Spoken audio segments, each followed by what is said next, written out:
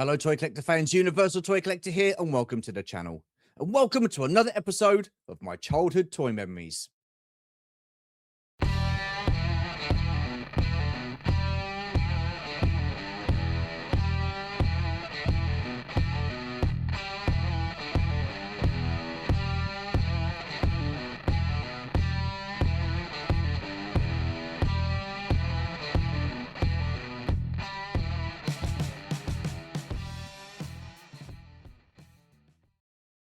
Yes, hello everybody, and welcome to another episode of my childhood toy memories, the series where I get to chat with members of the YouTube toy collecting family about certain toys they had as a child, and those certain toys bring back certain memories for my guests. This week, I'm joined by Jessie, also known as Epic Badger. Hello, sir. How are you? Hello, welcome. Hello, Stu. How are you? I'm doing well. Was you going to say welcome to I was my about own? to say welcome. Well, thank you. It's very nice of you to invite me. Thank you very much. Very nice channel. I think I'll take it over. Yeah. How are you, sir? You all right? I am tired on a Sunday, and I have work tomorrow. Oh, you've got work tomorrow. Okay, so the run time's about an hour, so we shouldn't keep you too long. No, it's right. fine. So you sent me over some pictures. So what I'm going to do is get these pictures up. Here we go. So now you've said previously that the first 3 or 4 pictures are just for context. So Yeah. would you like to talk us through these? Yeah, I mean, these are the earliest photos I have of me with anything Christmas, really. Yeah. My parents were not. They didn't take a lot of photographs of Right. us. Okay. So, and at that time, it was all disposable cameras, unless you had like a really nice, expensive one. And my family were from the mountains. My dad had an honest job working at a sawmill. So we didn't really have money, and disposable cameras were expensive. So I don't have a lot of photos of me growing up. But yeah, I just thought, the next slide over. So sorry, before we carry on with the next slide, how old were you with this when this was taken? Oh boy, maybe 2. That's a 2. guess. So you probably don't have many memories, particularly of this. None of those are. You've got a lot of snow. I can see that. Yeah. So I lived in Northern California, and when I say Right, northern, most of the people in California live in LA, in that region. Yeah, They think like San Francisco, Sacramento is northern, but they're only about 2/3 of the way up the state. I'm the upper third, Right. near Oregon, near Mount Shasta. Wow. Okay. So lots of precipitation, cold winters. Yeah. Okay. Well, this is the next picture. So this is the area that you lived in, I'm assuming. Yep, this is the town I grew up in. So wow. As I mentioned, this is all for context. I grew up in a very rural area. Yeah. And it's a small town. Okay. And the height Is that it? Is that the whole of the town in its entirety? That's Main Street, I'm guessing there. That main road. That's Main Street. That big facility is the kindergarten through 8th grade. So the high school is a little further down the road. That's the majority of the town's commerce right there. Wow. Okay, and then we got this as well. I mean, stunning scenery. It really does look incredibly stunning. Yeah, and our main sources of income out there were the sawmill, which unfortunately closed, and was the reason why I left around 10, 11 years old at that time. But otherwise, it was all agriculture, and even within agriculture, it was all ranching. You couldn't really grow produce up there. The only thing that was grown out of the ground was hay to store for the winter. Wow. But what it meant was my childhood, while yes, I did have plastic and toys, a lot of my childhood was also spent being outside. Yeah. My dad did a lot of... Did you enjoy that as a kid, Jesse? Sorry, did you enjoy that as a kid, playing outside, having that freedom to roam around and stuff like that? Running around trees and seeing wild animals and just getting my hands dirty. My dad would do a lot of odd jobs to make additional income. He did ranch work as a teen, so even when he was working at the sawmill, he would go and shoe horses and break horses, and he would also do carpentry work. And it was that kind of small town where it's like, all right, I'm going here for 2 or 3 hours. I guess I'll take, the kid with me. So I would go with my dad, and I would just run around the neighbors' properties, just exploring. And, nobody cared if you're a random kid, because you're Rick's kid, You're the enough. kid from the Fair enough. area just hanging out. Yeah, yeah. And with that, were you all in the same boat, the residents of your town? I mean, obviously you had friends there. I mean, with your friends, did they have toys and stuff like that, or Mhm. were they probably outside playing as well, or Yeah, would you? yeah. We spent a lot of Yeah, time outside, yeah, whenever we could. I mean, most of the time we met up at high school, at the elementary school. yeah, Um, on our free time, I don't think we spent a lot of time together. We were usually out spending time with our families. yeah, Um, or on the weekends, we might go out to a city or something. If it was especially after payday, our families would then take the monthly trip out to the big city, which is about an hour and a half away. yeah. Okay, and then moving on. So this is the first set of This toys. represents, I mean, Yeah, little children get all sorts of toys, yeah. balls and wooden blocks and everything. These are my first memories of genuine, like, toys, and specifically property-based toys. Right. Okay. Okay. And honestly, there was nothing to compete with TMNT from Right. 1988 to 1992. Wow.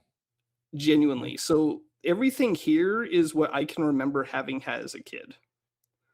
Wow. I And mean, are they stickers there as well? Sticker albums. I mean, I can see some slippers there as well. Is they slippers? slippers, stuffed Yeah. animals, those are the ones I Yeah. had. There's also food on here. So like the gummies, the cookies, the cereal, the cans of Wow. Campbell's soup. And then of Wow. course we had the movies and the cartoon and the games. Yeah. It does seem like a lot, but this was spread out over, I mean, honestly, 88, 89, 90, 91, there was no Yeah. competition. That's all I Yeah. got was Turtles. And then 92, 93, there were a few other toy lines, but I was still getting some Turtles. But that's Yeah. roughly 6 years of one property. That's really interesting to think about that, because I never sort of like looked at it like that, because round about that time when the Turtles were coming out, I'd pretty much sort of like, I wouldn't say grown out of toys, but I was still very much into my Star Wars, even though it had, hadn't been made since I think 1983, or it would sort of like faded out. But to hear you say that Turtles didn't have much competition for that period of time is really interesting, because back in the early sort of like to mid 80s, you had all sorts of like toy lines competing against each other. Star Wars, G.I. Joe, He-Man, Transformers, Mask, then all the other ones that we had back as a kid. So I find that really interesting to hear that Turtles didn't have any competition as such. Yeah, and it would play on television, Yeah, syndication at the time. It's like, what's the most popular thing? Because our stations, that's all they were going to spend their money on, was what was popular. yeah, And Turtles was just big. Turtle Mania was all over the country. We didn't have a pizza place in our town, so when we did go okay, to the big city, one of the treats was we would go to Round Table Pizza, which is a chain in California, and that yeah, would be like, sometimes we would go there for dinner, and that would be my pizza fix, because otherwise I didn't really have a way to have pizza. Because our mm, local grocery store, it had produce, it had meat, it had bread and milk. It didn't really have anything else. So right, just as a kid, I was like totally engrossed in this TMNT culture, yeah, because yeah, genuinely, I just can't think of anything else that competed with it. Because by that yeah, time, I and I could be wrong on this, like GI Joe was off the air, at least the Sunbow yeah, cartoon. I'm yeah, sure. Batman animated didn't come out till I think 92. X yeah, Men was 92 or 93, somewhere in that time yeah, frame. yeah, So there was just this lull of everything that I know this community is really big on collecting. And by the time I'm old enough to have my own toys, yeah. all that stuff had hit the pause button, had stopped. Yeah, yeah, sure, sure. So was it? I'm assuming that it was the animated series that got you into Turtles in the first place. Now, when it comes to actually toys and merchandise itself, Mhm. you said you lived in quite a rural area. Did you have a toy store No, in your town? No. no, So where did you have to go to the main city? it was the main city, about an hour and a half away. So once a month, Dad would get paid, and we would go to the big city to stock up on a lot of food supplies. Yeah, Because yeah, sure. again, with the grocery store, it's like, okay, you can buy milk and eggs, and that's it. Yeah, But if you wanted like, and we were a decent sized family. We had 3 kids, 2 adults. So you needed to stock up on food. So going to the big Yeah, sure. cities where we would get that. And it would be the time we would get clothes and shoes. And unfortunately for me, late 80s, early 90s, um, globally was a time of rapid, like massive oil production. Yeah. There was a lot of oil, and therefore petroleum products were cheap. And Yeah. toys were plentiful and cheap. And it Yeah. was Yeah. one of those things where once a month we would stop at something like Toys R Us and I might get a turtle figure. Mm, mm. So with this, like the turtles, I'm guessing you've got like a real nostalgia feeling for the turtles. I mean, where are you at the moment with turtles? I mean, do you have them in your collection still? Do you have any stuff from your childhood? No, there was a brief time a few years ago where I was still unsure what I wanted to collect. Yeah. Collecting was still kind of a new hobby for me. The only thing I had been collecting regularly was specific toys called Action Fleet, Star Wars Action Fleet, Yeah. Battle Yeah. Squads, all from Yeah. Galoob. Once I started to get engrossed in these communities, then I started to, buy a little bit of everything to see what I was interested in. And I bought some turtles. I bought some of those remakes from Playmates, the Yeah. reissues. Yeah. And then Yeah. ultimately I just thought about it as like, these are cool, but why do I want these in my collection? And I sold them off. I Wow. think some of Okay. them I gifted to Grindhead Yeah. Jim, but I like turtles. I Yeah. love them. That was definitely a core childhood memory. It's not Right. something I need to have plastic of. Right. Okay. That's really interesting. That's really interesting. So it wouldn't interest you at all then if you saw like the original turtles that you had as a kid, it wouldn't interest you at all to say, okay.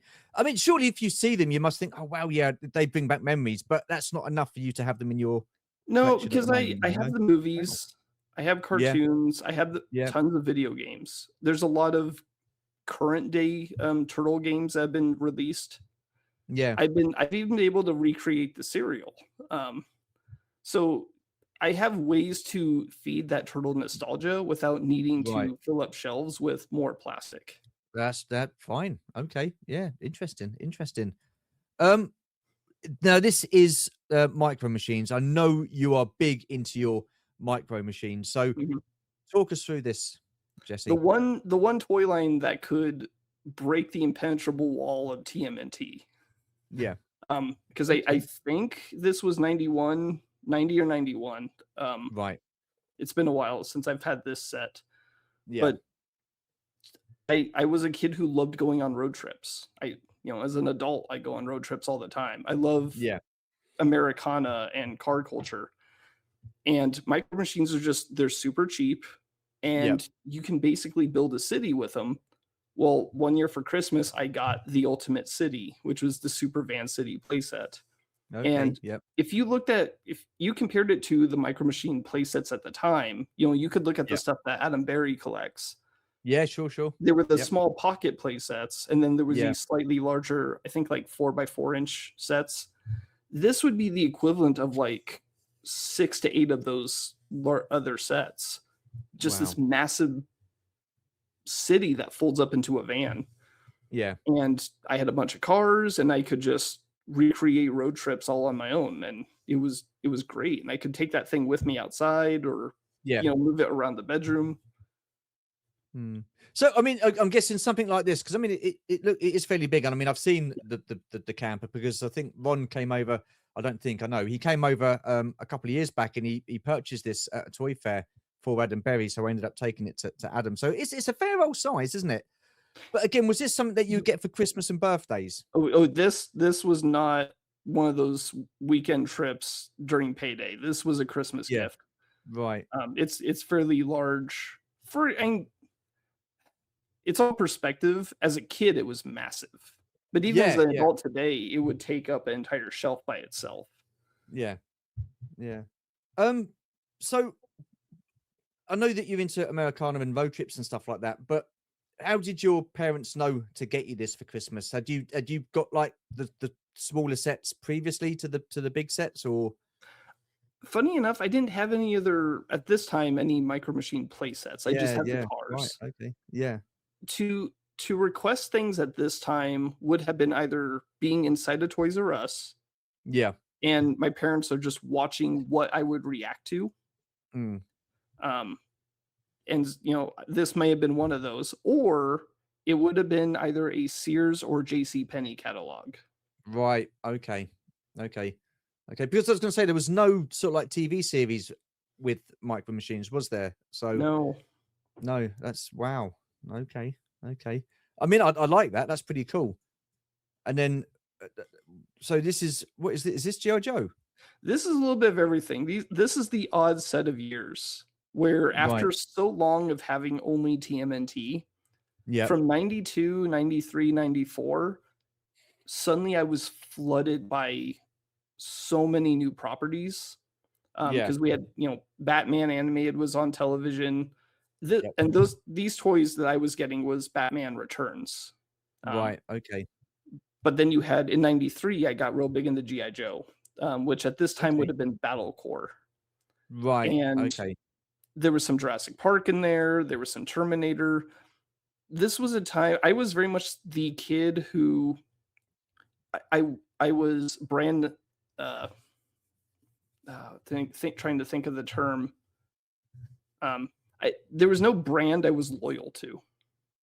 Right. Okay. And so for me, it was just, is this cool looking? I want that.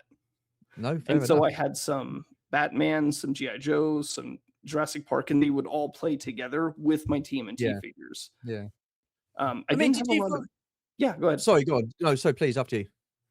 I didn't have a lot of villains because I really didn't know what to collect. Jurassic Park didn't have villains; it just had dinosaurs. G.I. Joe, I didn't have a cartoon to watch, so it was really what's on the pegs.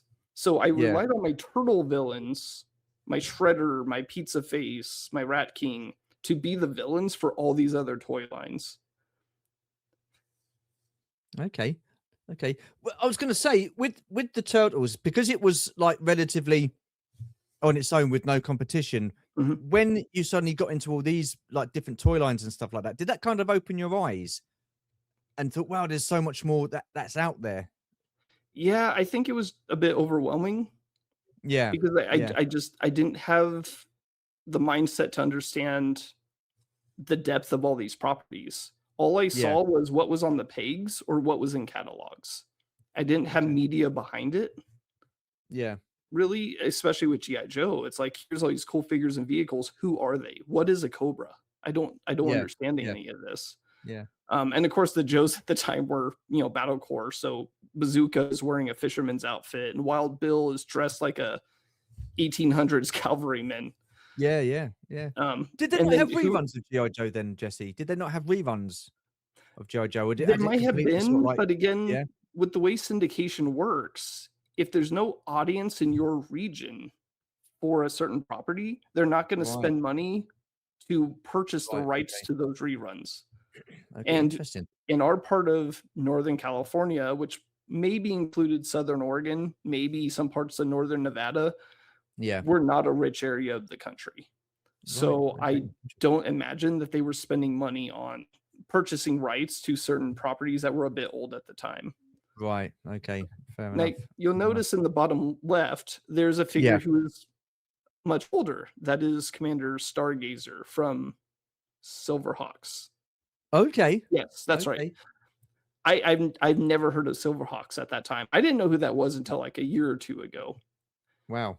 But I had him from a garage sale. I think he was like a quarter. Right. And the reason he's there next to the penguins, because this is, if we're talking childhood memories. Yeah. My play style was very easily affected by things that I would witness. So if, for example, let's say firemen came to the school for a presentation. For the next few weeks, all of my toys would be firemen. Oh, wow. And there must have been shows on TV like Inspector Gadget or some shows that had a commissioner, someone as an authoritative figure to the hero of the show. Yeah. And I remember when I got Stargazer, he's wearing a tie and, a nice suit. And somehow he ended up being the handler for the commando penguins. Right. Okay. The commando penguins were they were like the baddies who belonged with Penguin. Yeah, from the yeah, Batman Returns movie, but I yeah. treat them as good guys because I love animals and animals can never be bad.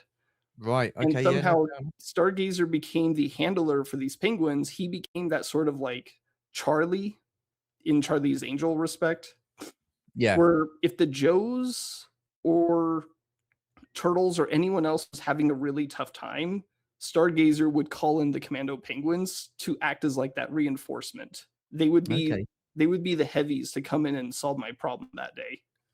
Okay. Cool. Cool. And interesting you say about Silverhawks. I mean, did you ever see that as an animated series? I've never seen an episode. Never seen it. I Wow. only learned Okay. about Silverhawks a few years ago, and I Wow. only figured out who this character was maybe a year Right. Okay. ago, Yeah. and Yeah. it's all Yeah. because of is it NECA? Who does the Ultimates? Super 7. Super 7. Yeah. Yeah, because they're putting stuff out. That's like the majority of Right. my knowledge right now. Okay. Okay. Okay. So what else have we got? So this This is 94. is that Godzilla? This Yeah. is all Godzilla. This is all Trendmasters. Right. And Okay. so a couple of years where I'm getting a little bit of everything from different lines because it's gonna bother me. I can't think of that word. Agnostic. Eclectic. I'm brand Oh. Okay. agnostic. Right. Okay. It doesn't matter what the brand is as long as the toy is cool. Right. Okay. Yeah. So Yeah. as a kid, I was real big into Godzilla and kaiju in general. I just love silly monster movies and people in suits wrecking cities. It was all cool to me. If we're talking about memories, the first piece of media that I had acquired for myself. So this is not what Yeah. my family bought to put on a shelf in the living room for everybody. There were Godzilla movies or other movies playing on television, and I wanted to watch them again. So I asked my mom and dad, next time we go to Walmart, can you get me, at the time they were sold in 3-packs, but the blank Right. Okay. VHS tapes. Yeah. And I kept them by the TV so that certain times of night, certain channels, you would understand a rhythm about what shows or what movies might be playing, at a certain time of night on a certain type of day. Yeah. So I Yeah. kind of knew when monster movies might play. And I kept the VHS tapes in the living room. And the first piece of media that I kept for myself was I recorded Godzilla versus the Sea Monster. Right. Where Godzilla fights Ibra, the giant Yep. lobster. Okay.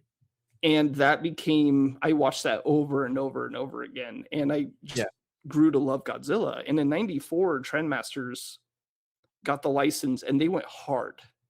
There were 12-inch figures, those two at the top. There were 6-inch figures, like you see King Ghidorah and Rodan at the bottom. Yeah. They had Godzilla Force, the people. They had the micro play sets. Wow. They had bendables. They did everything. When Trendmasters got a line in the mid-90s, everything was up for play. So like when they got Tarzan, I forget what the subtitle is. They got Tarzan, Independence Day. They did big figures, little figures, micro figures, everything you could for those lines. Right. And 94 was the year of Godzilla for me. These were the toys that I remember getting. And the best thing about Micro Machines being so small is you get a 12-inch Godzilla and the Super City playset. Yeah, yeah. Now you can really recreate Godzilla stomping through a city. Yeah, good point. Good point. I mean, what was it about Godzilla then that sort of like you liked, that you grew to like about it? Because I mean, for me, it was I was never really into it. I knew of Godzilla, and I'd seen some of the older movies. Obviously, a man in a big rubber suit, stomping on cities and stuff like that. I just thought, do you know what? It just didn't appeal to me for some reason. So, what was the appeal for you when it comes to Godzilla? I think being a kid and watching Godzilla, and this was the time, the movies I was seeing at the time were that silly era of Toho where Godzilla was kind of an anti-hero. Right. Sometimes he would destroy a city. Sometimes he would save the earth. Yeah. He would make friends with his fellow monsters. It was all just silliness. And he became really endearing. Some kids have Gamera, but no, I was the kid who was like, no, Godzilla is he's my friend. And I just like watching him either attack cities, fight monsters, save the earth. he just became this cool anti-hero that I enjoyed watching. Okay. And again, I'm going to ask you the same questions that I did regarding the turtles. Do you still have these in your collection, or have they gone I as have well? the micro play sets. Right. Okay. In 94, there were 3 of them, and I have all 3 complete. In 95, they did another wave, but those play sets, you're looking at like $200 a piece if you want to try to get those. The micro machine ones. Wow. What I found as a collector these last decade or so, Yeah. most 90s toys, if you're talking like Power of the Force or Jurassic Park or Terminator or Aliens, Yeah. it's not hard, nor is it expensive to get a complete set of toys. Right. Godzilla is the exception, because there have been Godzilla fans since the 60s and collectors since that time. And I am sure even as a kid, when my parents were buying these for me, there were adults buying stuff for themselves at that time. Yeah. We often think like there weren't really there were collectors in the 80s and 90s. We just don't think there were that many of them. But Godzilla is the one line. There were collectors. And that means that over the years, there was just less of this stuff available. And it's more expensive because Godzilla fans are voracious and we will buy everything we can. So I held off buying any of this. Yeah. I do want to get the Mecha Godzilla, the 12-inch, because you'll notice there's a backplate next to him. And that's because you can screw it out and swap the backplates. That one has holes in it because I have a little Garuda. It's a ship. And the Garuda can attach to that backplate so that Mechagodzilla can fly around just like in the movies. Right. Okay. And I have the Garuda because it's a small action fleet scale ship. So I would like to get that Mechagodzilla just to be able to attach those. Wow. Are these hard to come by? You can find them. You're just going to have to pay a premium for them. Right. Okay. How much are you looking at roughly? And it depends. Like the Godzilla Force figures, the little people, they're cheap. People don't care about that at all. But I think if you want like a loose Mecha Godzilla, hopefully with the backplate, because a lot of them are missing that, and with the tail, because the tail could be detached. And people are charging like $60-$70 just for an incomplete one. Wow. I don't care for the electronics, so I'm not looking out for that. I just want one that has a tail and a back piece. And I'm sure it's going to hit somewhere in like the 70 to 100 range if I ever go that route. Wow. And that would be the only one you would get? Yeah. I mean, I would like to get that Godzilla. That is, I refer to him as the Power of the Force Godzilla, because just like that early wave of Power of the Force where Luke looks like He-Man, where he's just buffed out. That Godzilla is been hitting the gym every single morning. Wow. Right, so here we go. Micro machines. So Action Fleet. Yep. And they are micro machines. I mean, it's on the label, but it's a sub brand. And this is my bread and butter. This is what I've been collecting since like 2015. Wow. And I just took this picture the other day because I just got that Yavin playset mint. So now for each of those playsets, I have one that's loose and one that's in box. Oh wow! Well, so you collect doubles as well, then? Check you out. Only the place. Okay, with ships, it is easy to have doubles. Right. Yeah. Because sometimes you buy a lot and then you just end up with a couple extra. Yeah. What I love about it is that artwork on those boxes. Yeah. Galoob in 95, 96, 97 contracted Ralph McQuarrie to design that artwork for these toys. Really? Wow. Interesting. And his signature's on there. You can barely see him, like by the feet of the AT-AT in the foreground. His signature is there on the snow. But this was a commission that he did for these 3 playsets and the Double Takes Death Star. Which Adam Berry has one. He's shown it off before. But just that artwork is so beautiful. Yeah. Well, Ralph McQuarrie, you're not going to expect anything less. I remember these as a kid, and I used to have a fair few of them, and I thought they were pretty cool at the time. I still think they're pretty cool, but that was in my, what was that? That would have been my second collection, and then I just ended up moving them all on. So what is it then with the Micro Machines? I mean, this is, like you say, this is your bread and butter. Mm-hmm. What is it about Micro Machines that really sort of like gripped you, got you interested? So specifically with Action Fleet scale, Yeah. so these are rough. There's no official number, but it's like roughly Yeah. 1/90, somewhere Right. between 90 to 100. They're big enough where you can open the cockpit and you have little 1-inch figures with Yeah. some articulation. They can bend at the waist in their arms so that you can sit them in their cockpits. Yeah. And if you look at you look at Kenner, you have a Y-wing. Yeah. You're going to hold it with both hands because that thing is Yeah. ginormous. Yep. And Kenner toys are good if you're going to if we're thinking about play and how we would play. That's very much like scene specific, 1 and 2 characters fighting each other or having a conversation. Yeah. Micro Machines is world building. You can buy Right. Okay. armies and fill up a table. It's like if you were a fan of Warhammer, you'd be doing something similar where you could fill up a whole table with just massive armies. Action Fleet hits me at the right scale. This is more squad based.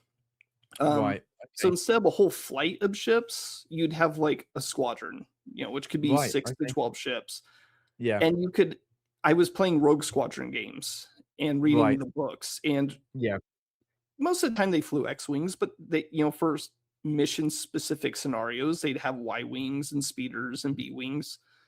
So this was a fun way to have a rogue squadron with different ships for different types of missions, different profiles. Wow. And I would set up the bases. And at this time I was watching shows like Baba Black Sheep. And types of shows where there was always like a home base. Yeah. And then characters would go on a mission during that episode, and then they come back to their home base. And the home base sort of became like its own entity, much like Stargate, SG-1. Those types of shows where the home base is where you'd have kind of the funnier, more calmer elements to rest in between missions. And that's how I had my play sessions. My characters would come back to home base. Okay. They'd have silly antics, and then they'd go on missions. Yeah. But the vehicles were also a nice enough scale where if I'm going to a city, even when we moved to Central California, the city was still 35 minutes away. Yeah. We never really lived in the city growing up. I could still take the Y-wing with me and sit there in the car as we're driving, on a rural road and pretend like I'm flying it, looking out, through the window. Yeah. It could just be a good travel companion, because if you go on a trip, you can't take your Kenner Y-wing with you, but I could take 3 Y-wings with me at this scale. No, that's true. That's true. I find it interesting because, like we discussed earlier in the conversation, there was no real animated series or sort of like media as far as Micro Machines were concerned. But then Star Wars was around. So, I mean, and it took a while for them to, to do these kind of like Micro Machines Action Fleet series for Star Wars. I mean, can you first remember when these come out? Yeah, so Galoob got the license in 92 after Hasbro's little fiasco. And my understanding is I think it was the 92 Toy Fair, Lucasfilm approached Galoob and was like, hey, you build entire armies and cities with your small vehicles. We'd like you to do Micro Machine Star Wars. And they did Star Wars for a couple of years at the Micro Machine scale. Right. In 95, they upped it to Action Fleet scale. And this isn't the first time Galoob has done vehicles of this size. In 1988, 89, they had a line called Army Gear, which had like an F-14 Tomcat and a helicopter roughly this size. My thinking is, without having anyone to confirm it, they wanted to have something a little bigger, something a little more niche. You can't get too big, because if you get a little too big, at what point does Hasbro, which is the competitor for the Star Wars license, they have the action figures? How big can Galoob get away with without stepping on Hasbro lawyers? Right. So I think like the True, yeah. 1-inch figures is a nice scale for world building. You could have play sets, you could have ships. They had little creatures like banthas and uh oh, I can't remember that one Dewbacks? creature. There's that. I was Ronto, the big Right. long Yeah, neck. yeah, yeah. Yeah, I'm with you. Yeah. Okay. All these creatures, small vehicles, large vehicles, all of that at this size, and it was perfect. Yeah. And I could have full scenarios with these and have fun adventures with them. Mm. Whereas Micro Machines, it's like, okay, here's a little ship, and I have to pretend there's a person inside. Right. Okay. Yeah, I'm with you. But you could crash a snow speeder on your bed with your Yeah. blanket and pretend like you just crashed in a mountain, and now you have two figures trying to get off your bed. No. True. You say about the world building element with Mhm. Micro Machines or Galaxy Squadron, or not Galaxy Squadron, Action Fleet and stuff like that. Would you say that because the next step up from Action Fleet was Galaxy Squadron, but would you say that the world building element for this scale would surpass the world building element for the 3 3/4 inch figure line, which is what the majority of us have sort of like grown up with over the years? Yes and no. I could see arguments in either way. At the bigger scale, you can have more detail. Yeah. But at the smaller scale, you can just have more. Like instead Yeah, of yeah, yeah. True, true. because you could have a room and look at the stuff that is it Pally Toy is doing where he's recreating. Yes, yeah, the original. Yeah, yeah, that original kind of look, yeah, for his play You sets. Yeah, yeah. you can have a scene in a room as a diorama and replay stuff from that scene for the 3 3/4 scale. Yeah. But here, you get the entire Yavin base, both the external side and the internal side. Yeah, wow. You got equipment on the inside to repair vehicles and to refuel them. You have computer monitors and base defenses on the outside. Yeah. On the Hoth base, you have the ion cannon and the shield generator and movable turrets that you could pop out as if they were destroyed. Wow. So it just offered more elements for play. Yeah. Whereas 3 3/4 scale, it's much more personal. It's 2 or 3 people in a scene. It's like filming a movie. 2 or 3 people in a scene. If you like that, Kenner's for you. Yeah. If you want to see Braveheart with like 300 people rushing towards each other, Action Fleet is more of that kind of scale. Wow. Okay.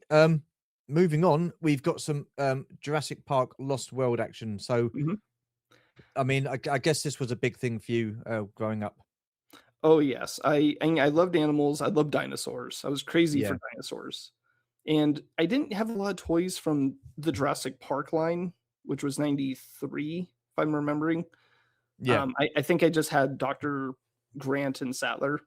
Okay, but Jurassic World came out, or Lost World, Jurassic Park. Yeah, I saw it in theaters. It was fun. A T-Rex got to stomp through San Diego, and that was cool. And again, this was another year where I didn't have any competition. There, Okay, wow. And there were other things coming out around this time. I'm thinking 96 maybe. Yeah. Someone might check me in the comments, but it was around 96, 97. For me, looking at Toys R Us, looking at Walmart, looking at toy catalog or JCPenney catalogs, I just didn't see anything else that grabbed my attention because this was all about dinosaurs, and I love dinosaurs. Yeah. It's also about adventure and travel to the center of the earth and finding lost worlds. All that kind of stuff really drew me in terms of media. So having toys that were about adventurers, because the toy line really doesn't have a connection to the movie. It kind of does. It's about all the trackers who were out capturing dinosaurs. That was what the whole toy line was based around, was capturing dinosaurs. And so there were these cool vehicles that were just meant, they had big capture claws and nets. And it was about going on expeditions, and that was really interesting to me. And this play set, it's a vehicle / playset, is the mobile command center, and it was the pinnacle of that kind of both my personal interests and my play style which is to be mobile. So, it's a double decker, or not double decker, sorry, because that would be vertical. Yeah. I know what you mean. Yeah. It has that rubber component that would connect the two pieces. Yeah. And you could take that off and separate the vehicles. Wow. So you could have a command center with a perimeter fence. Yeah. And then I could take the van, or the front part with the crane and on the box, they call it some sort of tranquilizer, but it's a spring-loaded missile launcher. Oh, wow. Okay. I guess by tranquilizing dinosaurs, what they mean is concussive force. Yeah. But I could take that off and put people in it. It's pretty cool, doesn't it? It does look a cool piece. It did have lights and sounds. Wow. Okay. I love spring-loaded missile launchers. That was definitely a thing of the 90s I was a big fan of. I don't like lights and sounds. I'm very insensitive to that. And even as a kid, I just didn't like it. So I never put the batteries in. Yeah. Which means if there's a collector today who got my childhood stuff, you should be thankful that I never put batteries in those, because there's no damage, no issues with the wiring. But I could take that front half and go on adventures, because I would go outside. I would go into the garage. Yeah. I wasn't the kid who would sit and just, with a desk or something and just repeat scenarios. I wanted to be up and moving, because I grew up in the analog age where, as we saw earlier, for context, like, I was always outside. Yeah. It was outside. What scale was this, Jesse? What scale was this? I mean, what scale was this? 3 3/4 scale. Okay, cool. Oh, no. Sorry. Correction. This is Kenner. Right. So this is 5.5. Okay. This is like your Batman, your earlier Jurassic Park. Okay. Yeah. Your Kenner scale stuff. Yeah. Your Aliens, your Predator, all that. If you watch the Boba Joe show, you'll get very familiar with the scale. Yeah. I mean, it's interesting because I when I've spoken to people like Boba Hicks and stuff like that, I wasn't a kid then, I was a teenager, but I didn't realize that they'd done Alien figures, and I didn't realize they'd done Predator figures. I mean, obviously Jurassic World had come out, and I kind of knew that they were doing that and stuff like that. But again, it was at the age where I wasn't really sort of like collecting toys, and if I was, it was only sort of like Star Wars, because that was my main go-to. But over the years, you've certainly had a variety in the different scale, because you've gone from like the 5-inch figures with these, and then the turtles, which were fairly large, to the really small. So you've gone from sort of like both scales, haven't you? Yeah, it really was about satisfying my eclectic nature. As long as I was having fun with it. And I didn't have a collector mindset as a kid. Yeah. It was what was fun for me to play with at that time. I wasn't, when I was done playing, my dad had built me like a proper wooden chest to store my toys. Right. Like something out of Ocarina of Time, Legend of Zelda, like a big heavy chest with a rounded top that you would lift up, like a proper gold chest. And all my stuff would go in there. I wasn't displaying it. I wasn't trying to impress people. I wasn't bringing friends over to be like, oh, look at my collection. Because at the time, it's an interesting question, and maybe I'm overthinking it, but if I think about what this community played with as kids, the Motu, the Mask, I feel like in the 80s, there are a lot of lines, but at least a third to 2/3 of what you played with was the same toys your friends had. Oh yeah, absolutely. I mean, like you say, I mean, we grew up in an era where it would, I mean, some of us call it like sort of like the golden era for toy lines, like Star Wars, G.I. Joe. They were the same scale, totally different style of figures. You got the 5p away from the Star Wars Kenner line and stuff like that, and then you've got the O-ring articulated figures from not Kenner, from Hasbro, should I say, with the G.I. Joe.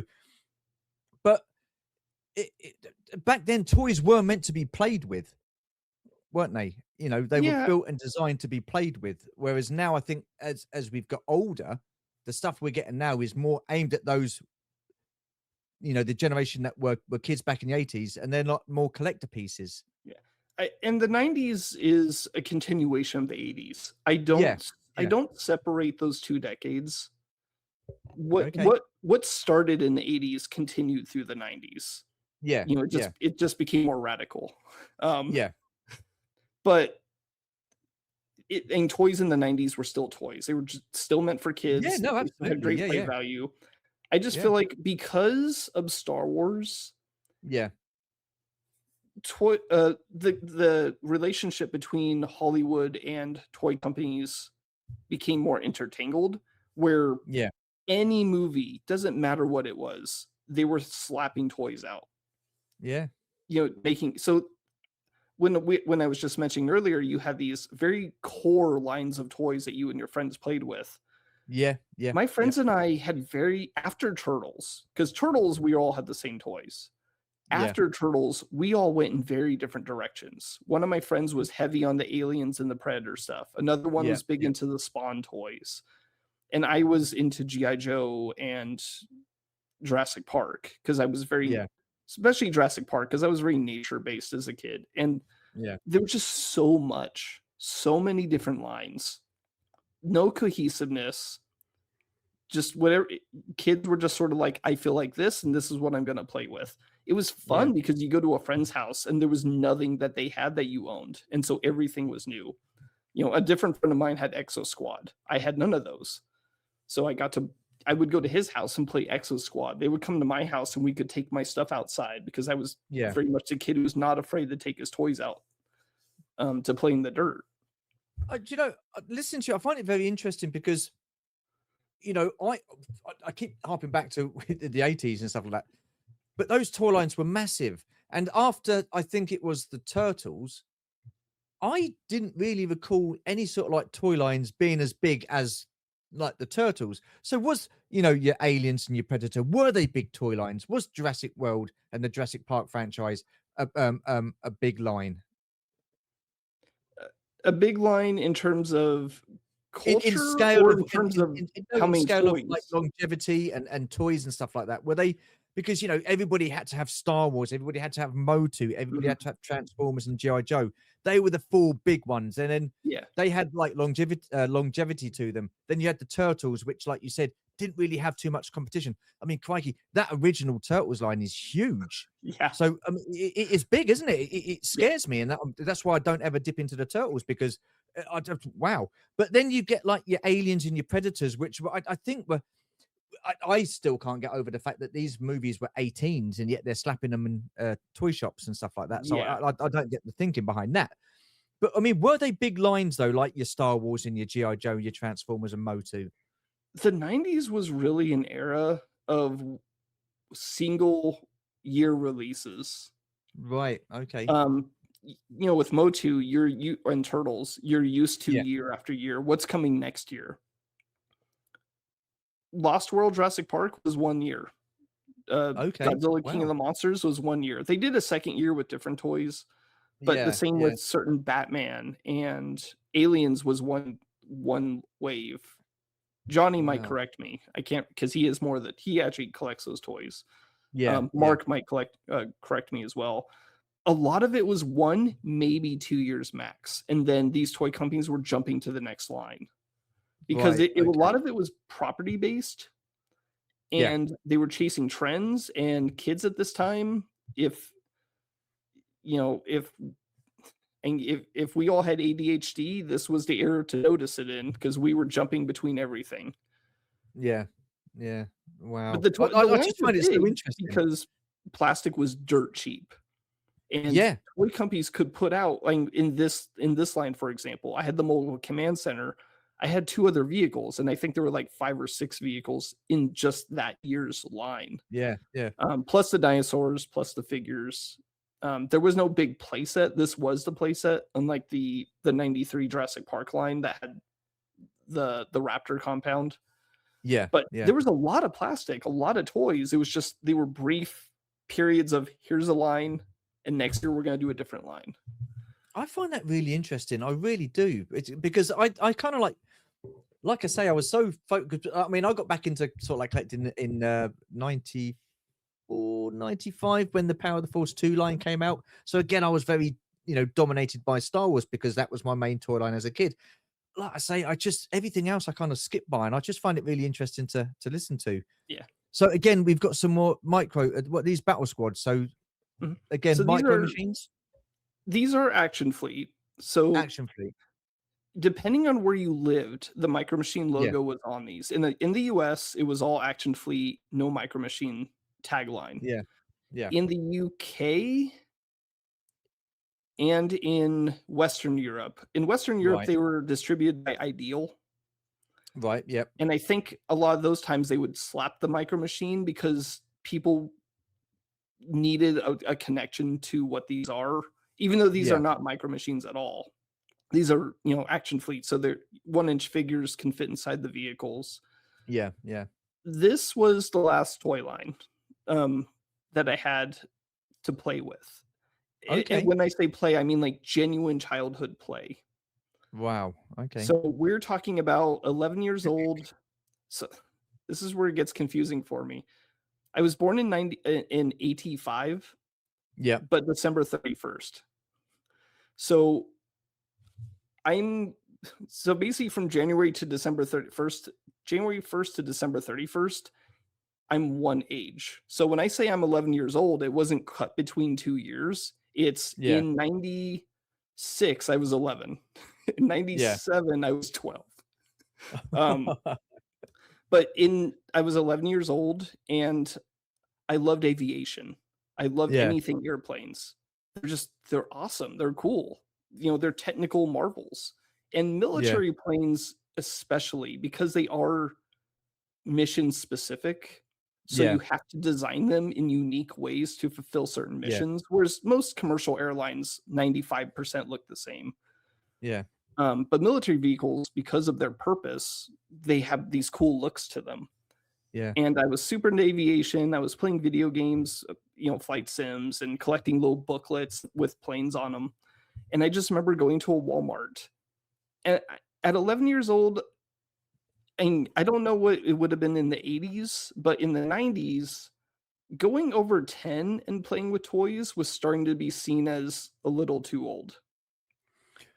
I think we pretty much had that back, back in the 80s as well. So, I mean, 84, I would have been 10. So 85, I would have been 11. I mean, God, I still carried on playing with toys. 86, 87, I would have probably been.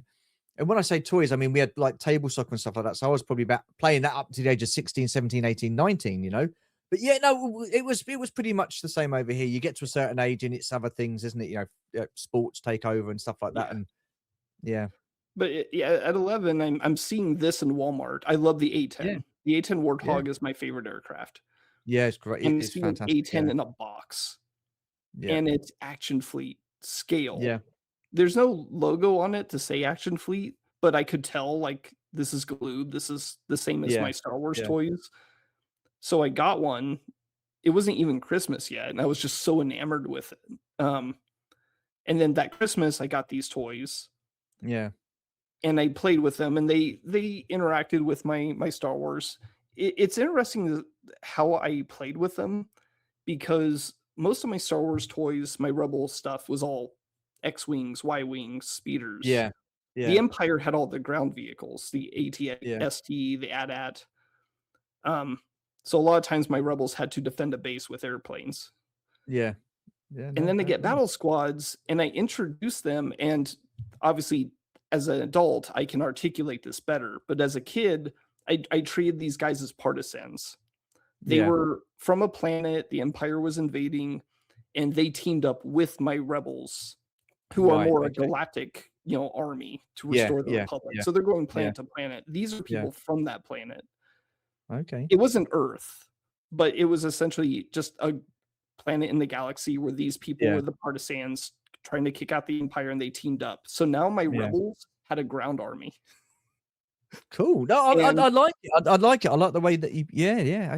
Nothing terrifies Imperial troops more, especially in an AT-ST Walker, than the sight of an A-10 Thunderbolt 2 flying at them. Yeah. I mean, you. I just want to go back to a comment you made earlier and said that the 3 3/4 scale was more detailed. I don't know, because I remember those Action Fleet Star Wars ships, and I thought they were pretty nicely painted. The detailing was good, the weathering was good. These look absolutely superb. So I think the detail there, I think it's figures wise, I think that might be the only sort of like, but as vehicles go, I thought the vehicles were very nicely detailed, very nicely painted.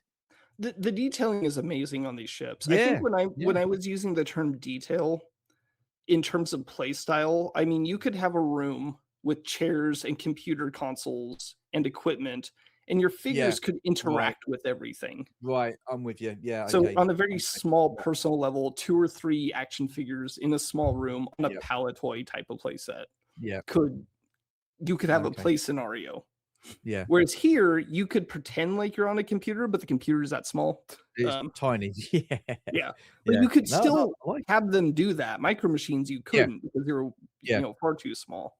Yeah. But what was nice about these was because they're military vehicles, I still felt a little bit more mature than if I Yeah. was playing with something more fantasy based.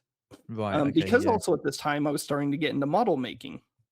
Right. Okay. And you get these are the last toys I'm playing with, but when I'm done, I could put my A10 and my Phantom 2 up on my my dresser next to some of Yeah. the models I was making, and they would Yeah. blend in. Okay. Cool. Cool. No, I like those. And then these are the models. Nice little Yeah. segue there. So yeah. And these were all Revell, and when my family would go to the city, we would stop at a Michael's, which is a Okay. hobby craft type of store. It's a big store though. It's like the size of a small Walmart. Right. But Wow. they would have tons of models, and I'm a very tactile person. I have to touch things, and I was into woodcraft at the time. Yeah. Yeah. But again, it's just another uh just having been a kid growing up in the mountains in an analog age. You're used to doing more with your hands than Yeah. today. Yeah. My nephews, they're always on their screens. So Yeah. like I Yeah. have to do something. I can't sit still too long. And model making is a great way for me to direct energy towards something while having that feeling of playing with something in my hand. Yeah. Yeah. Model I mean, do making, you still collect models? Do you still collect models? No. no. If I ever stop with Action Fleet and that scale, Yeah. I might go back into model making. It might be something I pick up again anyway, just Yeah. Yeah. maybe not Yeah. this year. I do Okay. remember growing up, older men in my community were making models. Yeah. It was seen as sort of the way for adults to still have toys, even though they weren't toys. And it would Right. still Okay. be seen as normal. There's no ridicule involved. If you're a 50, 60-year-old man putting together a P-61 Black Widow, people just Yeah. think you're nostalgic for military stuff, and Yeah. Yeah. Yeah. you're a model maker, and that is seen as more socially acceptable for adults, especially back in the I 90s. mean, so would you say that? I mean, would you say it's more acceptable now? Because you said that it would probably be not as acceptable back in the 90s. Mhm. So what we do now is within our like the community and stuff like that. Do this day and age, do you think people look at it as being more acceptable? Yes and no. I know we have a pretty good community here that's fairly supportive, but how Yeah. many of us are going out and telling our coworkers that we have collections? Well, Some of that's us a very good do, point. some of us Very don't. good point. Yeah, yeah, yeah. No, Um, absolutely. Because yeah, I can relate to that. Yeah, yeah, it a lot of my friends today who are my age, they're still into video games. I am too, but like yeah, video games are popular. But the other things that were big from my generation were like miniatures, Warhammer, yeah, were trading card games like Magic. yeah, A lot of people my age are real big into Magic. There's still massive conventions and tournaments around the US and the world for that kind of thing. yeah, But for every one of us who plays games and plays with miniatures and Magic cards, only a few of us have toys. We're still a small group. right. I find it interesting that say like model making. I don't want to deviate too much because we come to the top of the hour and we still got a few more pictures to see, and I don't want to rush. But I just find it interesting that if you you build models at this age, or you're a gamer at like our age, and or you do the trading cards, that's deemed as acceptable, and people sort of like, okay. But then when you say, oh yeah, I'm a toy collector and I collect toys, and I like, do you know what I mean? I don't get the stigma for it. I really don't. It just baffles me, but because I thought it was all sort of like tied in together, you know, the collecting with it, whether it's games or cards or model making. I thought it was all sort of like tied to that initial childhood thing of having toys as a kid and stuff like that. Mm-hmm. Yeah, I think I think I get a little more of a pass from people today because most of my shelving is small vehicles. Right. Okay. You know, like Lego collectors would look at my thing and be like, all right, that seems logical. Especially a lot of it's Star Wars. Yeah. Star Wars collectors today will collect anything. And I don't think you get that kind of stigma from a lot of Star Wars collectors. True. True. Moving on. So talking the gaming, here we go. I mean, wow. Yeah. So yeah, here's a hint at what killed my interest in toys. Fair enough. I think it did with a lot of people. It took a while. If you're not familiar with the history of the 64, it had a rough launch cycle. It got delayed. Nintendo was still messing with the internals, so it got pushed back a year or so. So the Super NES got a longer lifespan because of it.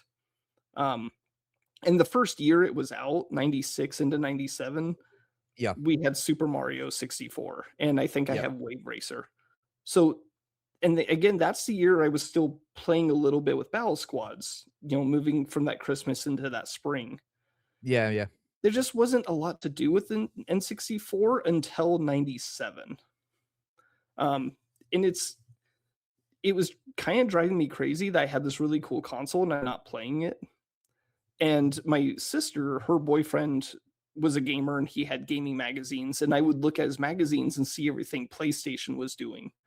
Yeah. Because when the N64 came out, PlayStation that first year, Resident Evil, Tomb Raider, Tekken, Crash Bandicoot, like every major hit you could think of for Sony was the same year that the N64 was released, and it had nothing.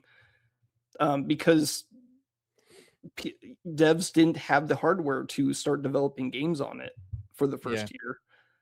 Once it started to get going, this was some of my favorite era of gaming. Right. Because you had Star Fox 64, which I absolutely love. It's one of my favorite games.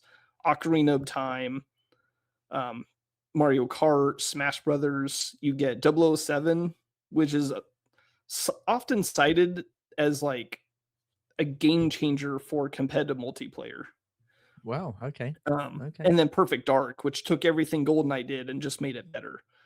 Yeah. And the 64, the big advantage over the PlayStation had a lot of great single player games and some fighting games, but it had 2 ports. 64 has 4 ports. And I made my core group of friends I met in junior high year that I had gotten out of toys. And there were 6 of us. Well, with an N64, my friends could come over and we could play Mario Kart and GoldenEye. And have 4 of us on a screen at the same time. And those were some amazing years of gaming for us because we always hung out together and got to play games.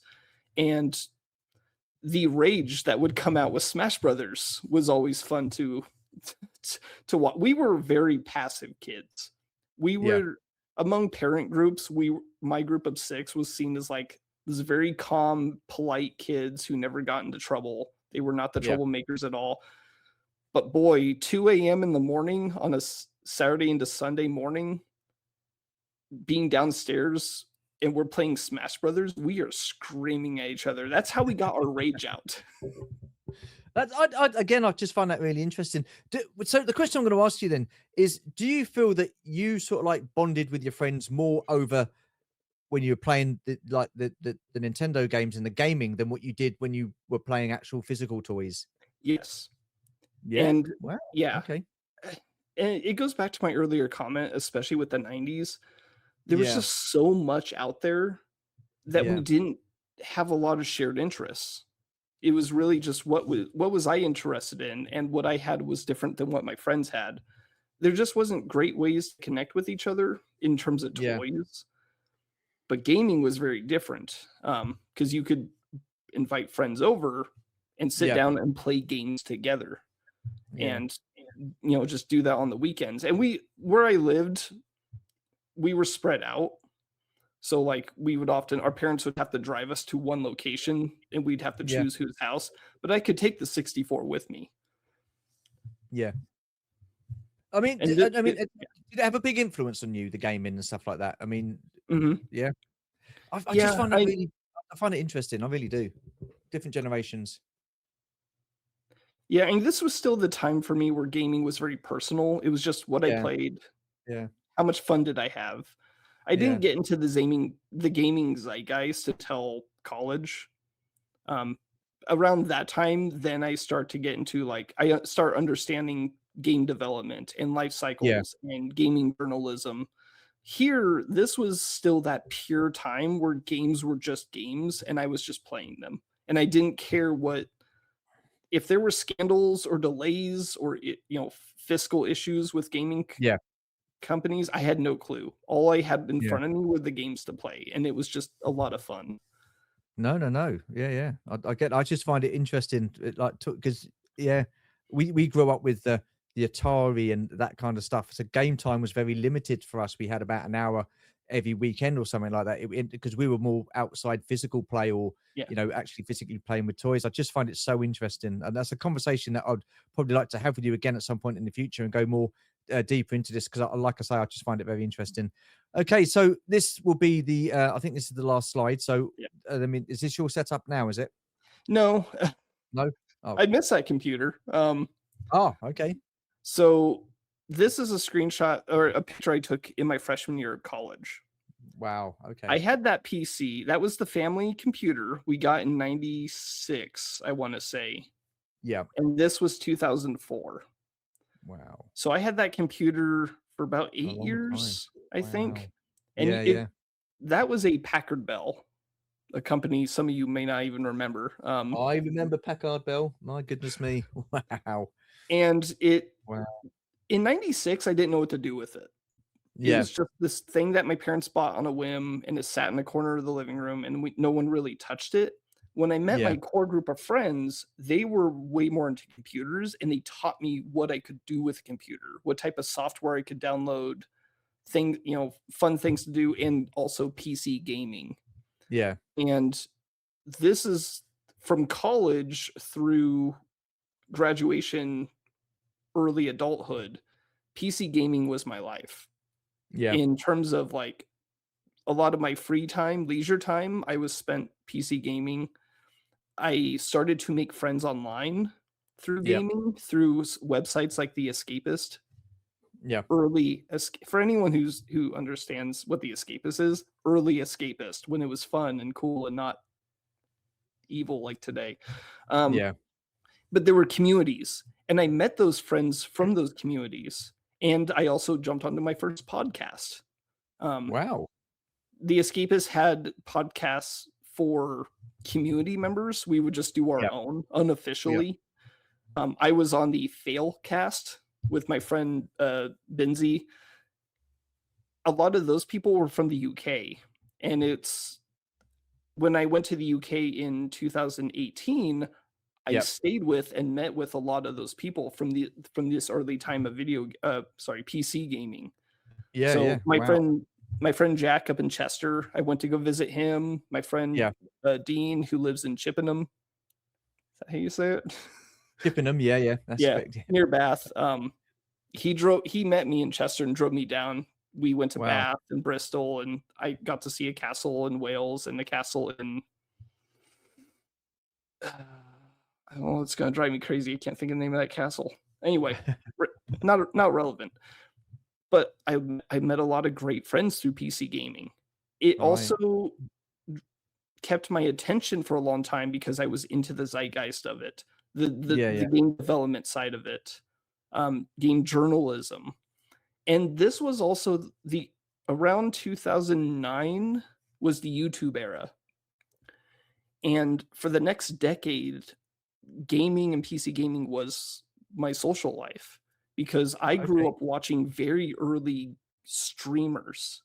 Yeah. Video game streamers and let's players laid the foundation for YouTube and internet or YouTube culture and yeah as we know it. Essentially, they developed the hardware, they tested out the waters for how to stream and how to monetize everything.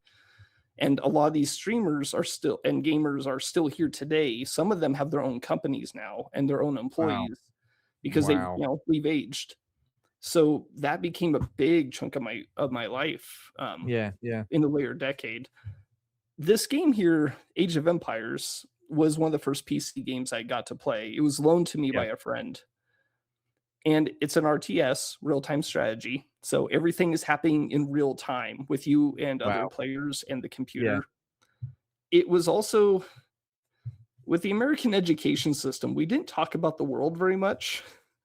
Age of Empires was cool because you got to play as the Romans and the Hittites and the Phoenicians. And it's like, who are these people? And it had little biographies of those cultures. So it was a way for me to start expanding my world knowledge. Wow. And that carried over with the sequel, Age of Empires 2. And it got me into social studies. So much so that I have a degree in history with a minor in international studies.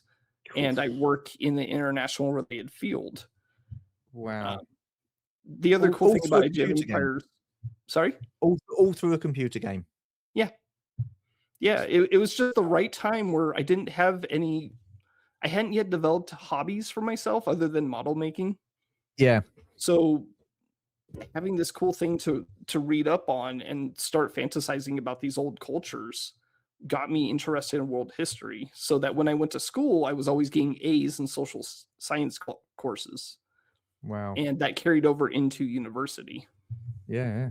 That's incredible. I mean, it's kind of like reminiscent of talking with VTR Dave the other week. He was always hands-on with like technical stuff and what have you. And that's sort of like, and taking things apart and then putting back together again. And it's sort of like had an influence on him, as he's become an adult. And it's the same with you as well with the history and stuff like that. And that game, I just find it so interesting. Unfortunately, we have come to the end of the chat. But Jessie, I've got to say, my mind has been blown just listening to you, your knowledge, and I thoroughly enjoyed chatting to you. Thank you very much for taking part. Where can people find you on social media? Epic Badger on Instagram. Just, I guess, for this community, just see if anyone follows me. I think you follow me, so people I follow you. Yes. Yeah. Yes, I do. You can find me. That's the only place. I don't have a YouTube channel. I tried it, didn't feel right for me. So I'm just on Instagram. I'm just posting whatever I feel like. Sometimes it's toys, sometimes I bake and I slap stuff on there. Well, what I'll do is I'll leave your the link to your Instagram page in the description below to this video. You can also find Jess on certain YouTube channels as well. But yeah. But no, I just got to say thank you so much. I've thoroughly enjoyed it. And I just want to say, for those of you who have watched, thank you very much. Whether you've stayed and physically watched it or you've just had it on in the background listening, thank you. It's very much appreciated. Until next time, tutty buys. Bye for now.